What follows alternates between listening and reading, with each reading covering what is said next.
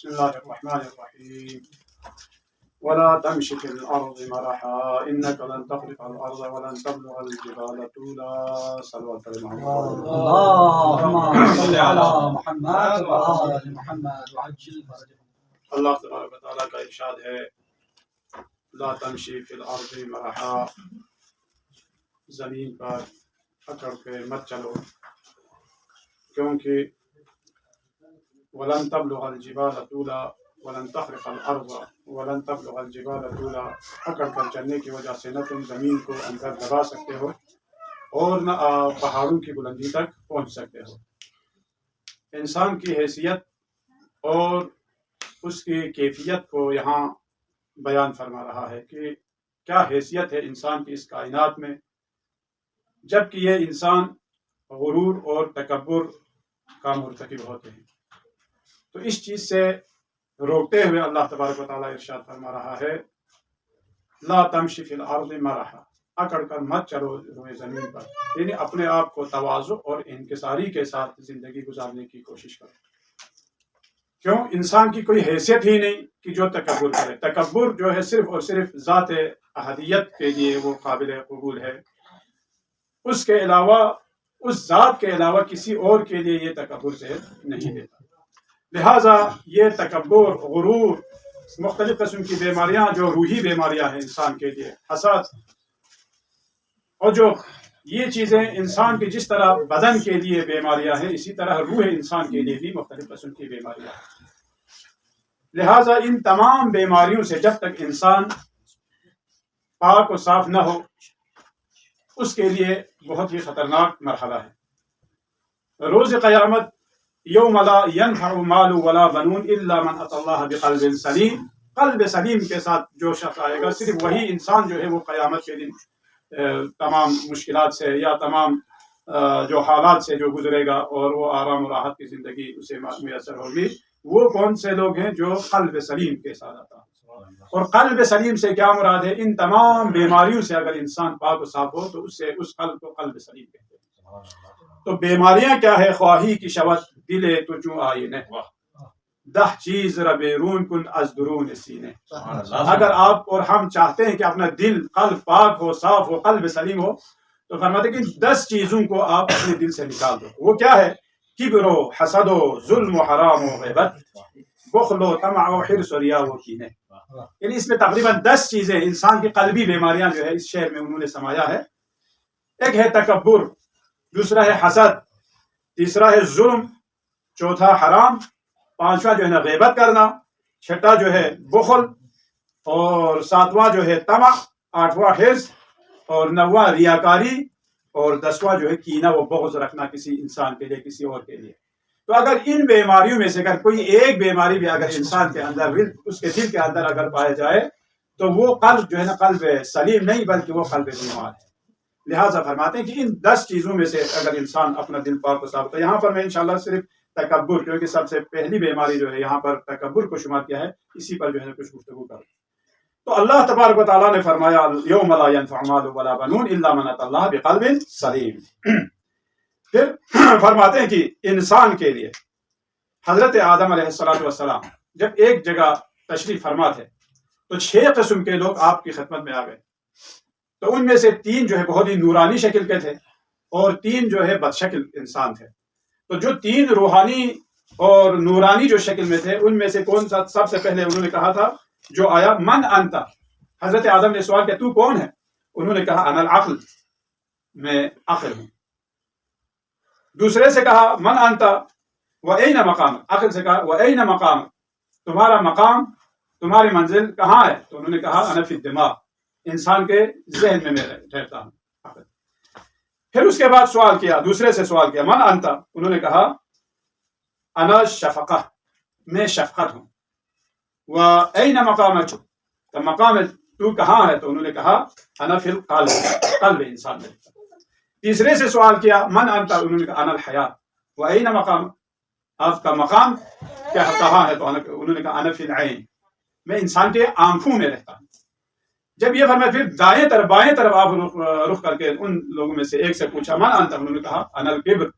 N مقام، تیرا مقام کون سا ہے؟ تو انہوں نے کہا انا فی الدماغ، میں دماغ انسان میں رہتا ہوں. تو انہوں نے کہا, حضرت آدم نے فرمایا اس میں تو عقل رہتی ہے. تو انہوں نے کہا جب میں داخل ہوتا ہوں تو عقل جو ہے وہاں سے نکل جاتے, چلے جاتے ہیں. جب کبر انسان کے دماغ میں اگر آ جائے تو وہاں سے عقل ضائع ہو جاتے, عقل وہاں سے نکل جاتے. دوسرے سے کہا تم کون ہو؟ تو انہوں نے کہا انا الحسد, میں حسد ہوں. تیرا مقام؟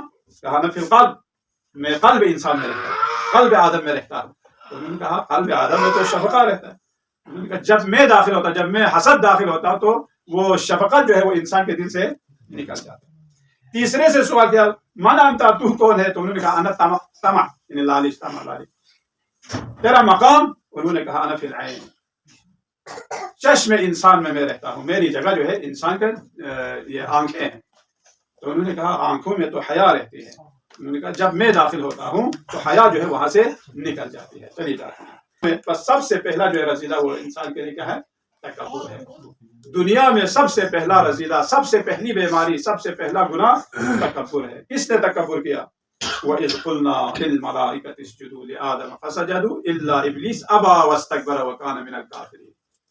جب تمام ملائکہ کو حکم ہوا کہ تو آدم کے لیے سجدہ کر, سب نے سجدہ کر لیا, لیکن ابلیس نے سجدہ نہیں کیا. واستکبر, اور اس نے تکبر کیے. جب تکبر کی تو وکان من الکافرین, وہ کافرین میں سے شمار ہو گیا. تو فرماتے ہیں علی علیہ الصلوۃ والسلام ما علی ابن آدم العجب والکبر والفخر. مجھے تعجب ہے اس انسان پر, اس 6 فٹ کے انسان پر مجھے تعجب ہے. کیوں تعجب ہے؟ کہ یہ غرور اور عجب رکھتا ہے اپنے دل میں. عجب اور تکبر میں فرق یہ ہے کہ عجب انسان کو اپنا عمل جو ہے اس سے بہت بڑا نظر آتا ہے, اگرچہ آپ دوسروں کے سامنے اسے اظہار نہیں کرتے.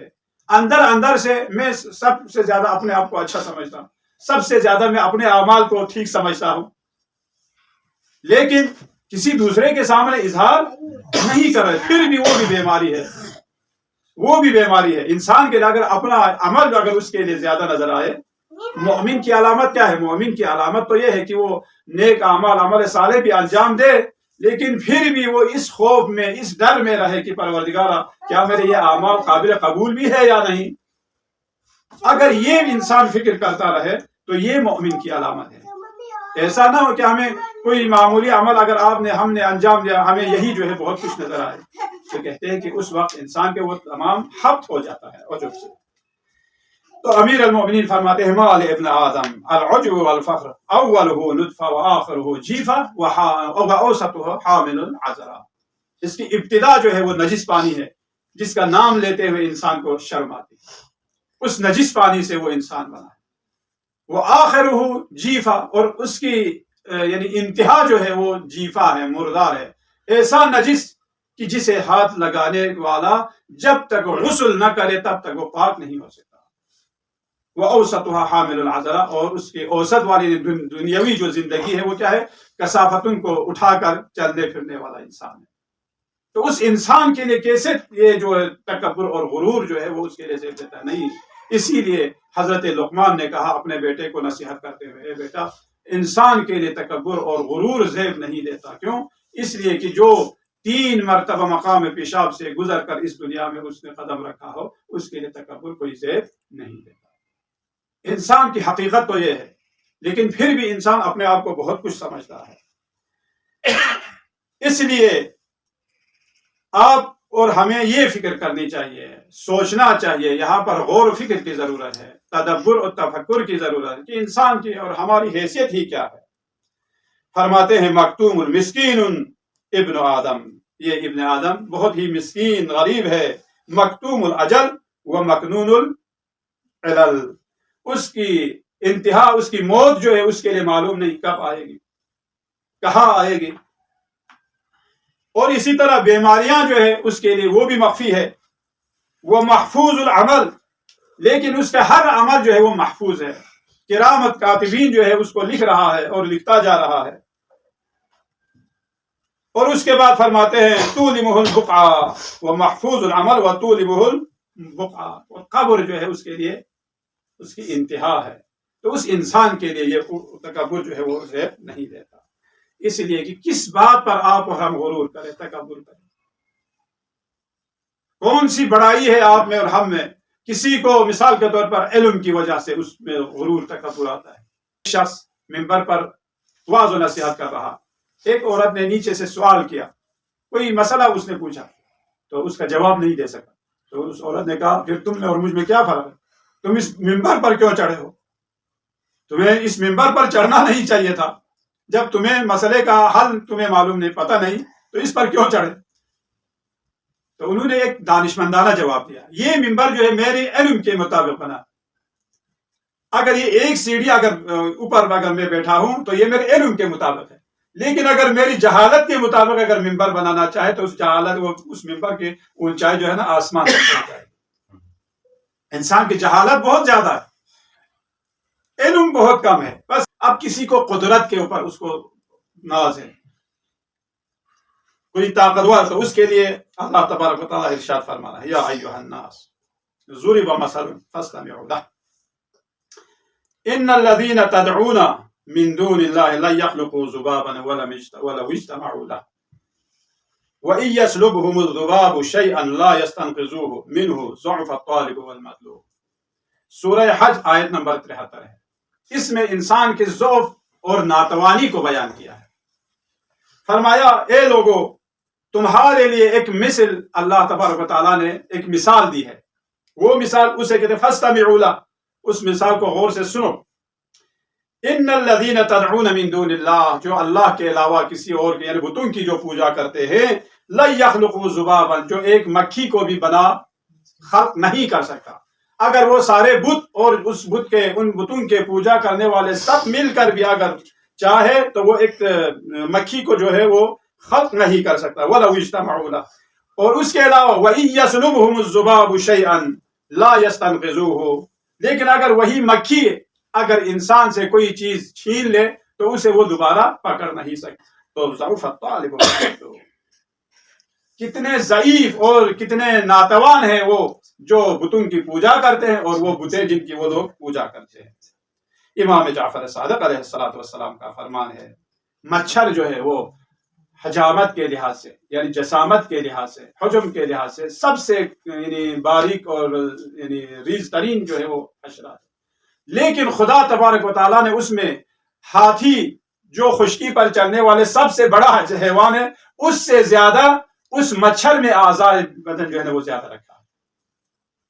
آپ اندازہ کریں, ہاتھی سے زیادہ اس مچھر میں اعضاء زیادہ ہے. اب اس میں جو سونڈ ہے جسے ہاتھی جس سے پانی پیتا ہے, اور اس مچھر میں دیکھیں, ابھی آپ یہاں اپنے ہاتھوں میں اگر آپ کوئی سوئی چبانا چاہے تو مشکل سے جاتا ہے, لیکن وہ مچھر جس کو آپ یوں ہاتھ یوں لگائے تو وہ مر جاتا ہے. لیکن اس میں وہ جو سونڈ اللہ تبارک و تعالیٰ نے ایسا اس میں خلق فرمایا کہ اس سے وہ آرام سے خون چوس لیتا ہے. پتہ نہیں کس طرح جو ہے وہ انسان کے اس جلد کو, سخت جلد کو جو ہے وہ سوراخ کر کے اندر جاتا ہے, اور اندر سے جو ہے سکون آرام سے وہ جو ہے خون چوس لیتا ہے. تو ضعف الطالب والمطلوب. اس کے بعد فرماتے ہیں کہ تعجب, اتنا معمولی ہونے کے باوجود بڑے بڑے کو پریشانی میں مبتلا کر دیتا ہے. اور یہ مچھر کتنے لوگوں کو جو ہے وہ جینا حرام کر دیتا ہے, آپ کی نیند خراب کر دیتا ہے. تو فرماتے ہیں کہ امیر المؤمنین علیہ السلام الستم فی مساکن من کان قبلکم اطول اعمارا وابقى آثارا وابعد اعمالا ويقولون من اشد منا قوة حملوا الى قبورهم, کیا تم انہی لوگوں کے بنائے ہوئے گھروں میں نہیں رہ رہے جو کہتے تھے کہ کون ہے جو ہم سے زیادہ طول عمر والے, ہم سے زیادہ طویل عمر والے کون ہے, ہم سے زیادہ طاقتور کون ہے. جو لوگ کہتے تھے انہی کے گھروں میں, انہی کے بنائے ہوئے گھروں میں جو تم رہ رہے ہو. وہ ابقا آثارا, اور ان کے آثار قدیمہ جو ہے نا تم سے زیادہ تھے. وہ ابعد اعمالا, اور ان کی جو ہے نا امیدیں بھی جو ہے نا سب سے زیادہ طولانی جو ہے نا وہ امیدیں جو ہے وہ وابستہ رکھتے تھے. وَيَقُولُونَ, اور وہ لوگ کہتے تھے من اشد منا قوة, کون ہے جو طاقت میں ہم سے زیادہ سخت ہو. حملوا الى قبورهم, ایسے لوگ جو کہتے تھے کہ ہم سے زیادہ کون ہے, ہم سے بڑا کون ہے, ان سب کو قبور کی طرف, ان کے قبور یعنی قبروں کی طرف ان کو اٹھایا گیا ہے, لے جایا گیا ہے, جو پتھروں کے درمیان سو رہا ہے. ایسے چن دیے گئے ہیں کہ مٹی کا کفن ان کو پہنا دیے گئے ہیں. اور گلی سڑی ہڈیوں کو ایک دوسرے کا ہمسایہ بنایا گیا ہے. ایسے ہمسائے جو ایک دوسرے سے قریب تو ہے لیکن ایک دوسرے سے مل نہیں سکتے. اور نہ رونے والوں کی فریاد پرواہ ہے. ایک جگہ پر تو ہے لیکن الگ الگ ہے. قبرستان یعنی ہم تو کہتے ہیں اسے خاموش کالونی، بالکل سنسان ہے. آپ اور ہم اگر قبور یعنی قبرستان میں جائیں تو کیسے آپ کو وہ سین نظر تو آتے ہیں جو ان کے زندگی میں، لوگوں کے زندگی میں ہم لوگ آپس میں ملتے تھے، گلتے تھے اور یعنی ایک دوسرے کے ساتھ زندگی گزارتے تھے. وہ سین آپ کی نظروں کے سامنے تو آئے گا لیکن بالکل خاموش ہے، سناٹا ہے. تو فرماتے ہیں کہ ان کو جو ایک دوسرے کے پڑوسی تو ہیں لیکن دور دور ہے. ان کے بغض و عناد ختم ہو چکے ہیں. جو ایک دوسرے کے لیے دلوں میں بغض و کینہ رکھتے تھے وہ سب ختم ہو چکے ہیں. ابھی بالکل آرام سے سو رہے وہ. نہ کوئی ایک دوسرے کو نقصان پہنچا سکتے ہیں، نہ ایک دوسرے کو کوئی نفع پہنچا سکتے ہیں. مولا امیر المومنین فرماتے ہیں نہ ان سے کوئی ضرر کا خدشہ ہے، نہ ان سے کوئی دفع ضرر کا احتمال ہے. ایسے پڑوسی ہیں جو ایک دوسرے سے نہ کوئی دفع ضرر کر سکتے ہیں اور نہ ایک دوسرے کو ضرر پہنچا سکتے ہیں. اس کے بعد آگے فرماتے ہیں اوپر کے حصے کو وہ تاریخ قبروں میں انہوں نے تبدیل کر دیا ہے اور انہوں نے کشادگی کو جو وسیع و عریض گھروں میں رہتے تھے اب انہوں نے اس کو تنگی کے گھروں میں انہوں نے تبدیل کر دیا ہے. اور جو اپنے گھر میں رہتے تھے وہ اب پردیس میں رہنے لگے ہیں. روشنی کو اندھیروں میں انہوں نے تبدیل کیے ہیں. اب صرف عمل کو لے کر ابدی زندگی کی طرف کوچ کر گئے ہیں. خطبہ نمبر 119 ہے. بس متکبر جو ہے وہ تکبر انسان کے لیے زیب نہیں دیتا. تکبر کا نتیجہ کیا ہے؟ کیا صرف تکبر کرنے کی وجہ سے انسان کو چھوڑ سکتا ہے؟ نہیں، بلکہ قرآن کی آیت ہے تکبر کرنے والا انسان ہمیشہ وہ عذاب الہی میں اور جہنم میں اسے زندگی گزارنا ہوگا. تو اسی سلسلے میں فرماتے ہیں کہ ان الذين استكبروا عنها لا يدخلون الجنة حتى يلج الجمل في سم الخياط. ممکن ہی نہیں، متکبر شخص جو ہے ممکن ہی نہیں کہ وہ جنت میں داخل ہو جائے بلکہ وہ ہمیشہ جہنم میں رہے گا. اس کے لیے مثال دیتے ہیں. مثال یعنی اگر آپ سوئی کے اس یعنی سوراخ سے اگر آپ اونٹ کو گزار سکتے ہیں، اگر یہ ممکن ہے تو متکبر شخص جو ہے اسے جہنم سے نکال سکتے ہیں. ورنہ وہ اس کا مقصد یہ ناممکن ہے. ایک سوئی کا سوراخ جو ہے وہ بڑا بھی نہ ہو اور اونٹ جو ہے وہ چھوٹا بھی نہ ہو، کیا اس کے ساتھ یہ امکان ہے؟ کہتے ہیں کہ یہ امکان ہی نہیں ہے. تو فرماتے ہیں کہ جس طرح یہ ممکن نہیں کہ سوئی کے سوراخ سے آپ اونٹ کو نہیں گزار سکتے، اسی طرح متکبر شخص جو ہے وہ جہنم سے اسے چھٹکارا حاصل نہیں کر سکتے. تو آخر میں فرماتے ہیں والذین کذبوا بآیاتنا واستکبروا عنها اولئک اصحاب النار هم فیہا خالدون. اس آیہ شریفہ میں بھی یہی فرمایا کہ انسان جو تکبر رکھتا ہو انسان اپنے دلوں میں کہ وہ اس کے لیے آتش جہنم جو ہے نا ابدی ٹھکانہ ہے. اللہ تبارک و تعالیٰ کی بارگاہ میں ہم یہی دعا کرتے ہیں خدایا ہمیں ان تمام بیماریوں سے، خواہ جسمانی بیماریاں خواہ قلبی بیماریاں، ان تمام بیماریوں سے ہمیں شفا عاجل اور کامل عطا فرما.